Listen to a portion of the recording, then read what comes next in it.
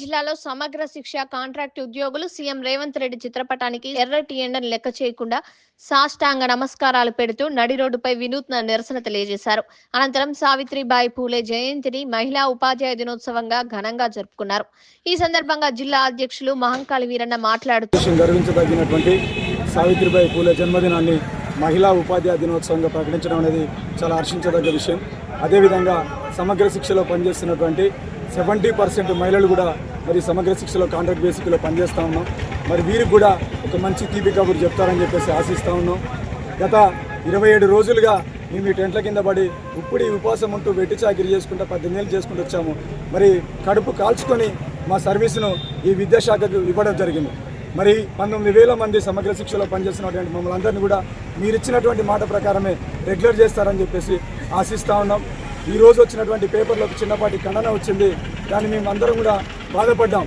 మీరు చాలా మంచి మనసున్నవారు, మీరు చాలా గొప్పవారు. ఈ తెలంగాణ రాష్ట్రాన్ని ముందడుగులో తీసుకుపోతున్నటువంటి గౌరవ ముఖ్యమంత్రి గారు మమ్మల్ని మా సమగ్ర శిక్ష ఉద్యోగులందరికీ కూడా న్యాయం చేస్తారని చెప్పేసి ఆశిస్తా ఉన్నాం.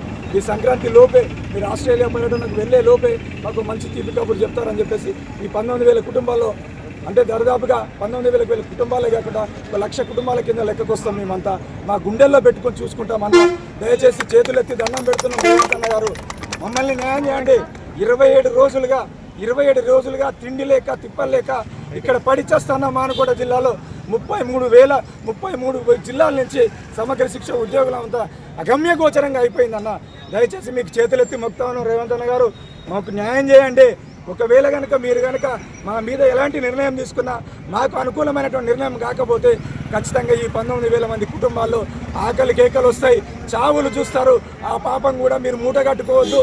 దయచేసి గతంలో ఒక ప్రభుత్వం మమ్మల్ని మోసం చేసి నాశనం అయిపోయింది, మీరు ఆ అపవాదు కట్టుకోవద్దు అని చెప్పేసి కూడా మానుకోట జిల్లా పక్షం నుంచి మిమ్మల్ని హెచ్చరించడం జరుగుతుంది. దయచేసి సీఎం రేవంత్ రెడ్డి గారు మా సమగ్ర శిక్ష ఉద్యోగులకు న్యాయం చేయండి. మీరే మాకు పెద్ద దిక్కు, మీరే మాకన్నా. మీకోసం ఈ 19,000 మంది సమగ్ర శిక్ష ఉద్యోగులు రాఖీ కట్టడం కోసం మా అన్న అని చెప్పేసి కూడా మీకు ఎదురు చూస్తూ ఉన్నాం. మా ఆకలి కేకలు మా కడుపు కొట్టొద్దన్నా మీకు దండం పెట్టి చెప్తా ఉన్నాం. సమగ్ర శిక్ష ఉద్యోగులు అందరం మమ్మల్ని అన్యాయం చేయకండి, ఖచ్చితంగా మాకు న్యాయం చేస్తారని ఆశిస్తూ ఉన్నాం. ఒకవేళ మమ్మల్ని పట్టించుకోకపోయినట్లయితే ఈ 10 రోజులలో మాకు సరైన నిర్ణయం రాకపోతే 19,000 కుటుంబాలు రోడ్డున పడిపోతాయి. ఖచ్చితంగా వాళ్ళు చచ్చిపోయేటువంటి పరిస్థితి కూడా వస్తుందని చెప్పేసి కూడా ఈ మానుకోట జిల్లా పక్షం నుంచి కూడా తెలియజేయడం జరుగుతూ ఉంది. ఈరోజు గౌరవ సావిత్రిబాయి పూలే జయంతి సందర్భంగా మీరు మహిళా దినోత్సవం, ఉపాధ్యాయ మహిళా దినోత్సవంగా తెలంగాణ ప్రభుత్వం ప్రకటించడం అనేది హర్షించదగినటువంటి విషయం. మా సమగ్ర శిక్ష ఉద్యోగులు ఉపాధ్యాయురాలందరూ కూడా మీకు ఒకసారి సల్యూట్ చేస్తారు. ఎందుకు అనంటే మహిళా ఉపాధ్యాయ దినోత్సవంగా మరి సావిత్రిబాయి పూలే జన్మదినాన్ని ఏర్పాటు చేసి మీరు ఈ రోజును చేయమని చెప్పేసి గవర్నమెంట్ జీవో చేశారు. అట్ ది సేమ్ టైం అదేవిధంగా మా సమగ్ర శిక్ష ఉద్యోగులందరూ కూడా అతి త్వరలో ఒక తీపి కబురు చెప్తూ ఒక జీవో ఇస్తారని చెప్పేసి ఆశిస్తాం.